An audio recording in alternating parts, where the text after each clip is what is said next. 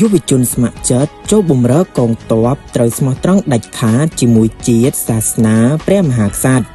ហ៊ានពលិកម្មចំពោះជាតិមាតុភូមិនិងប្រជាជនមេបញ្ជាការតំបន់ប្រតិបត្តិការសឹកក្រមកំពតឧត្តមសេនីយ៍ត្រីហុកចន្ទា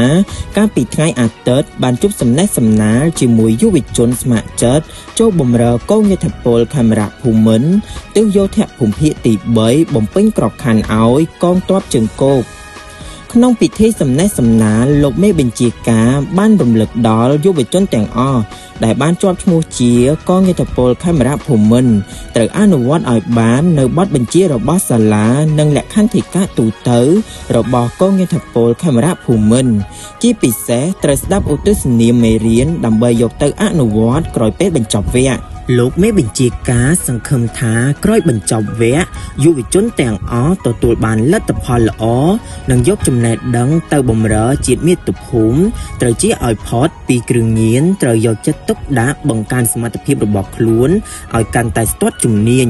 ដើម្បីរួមចំណែកកសាងធនធានមនុស្សក្នុងជួរកងយុទ្ធពលខេមរៈភូមិន្ទនាសម័យ Digital ឲ្យកាន់តែមានគុណភាពនិងប្រសិទ្ធភាពក្នុងបុព្វហេតុពង្រឹងខឿនការពីជាតិត្រូវស្មោះត្រង់ដាច់ខាតជាមួយជាតិសាសនាព្រះមហាក្សត្រហ៊ានពលិកម្មចំពោះជាតិមាតុភូមិនិងប្រជាជនក្នុងការអភិវឌ្ឍប្រទេស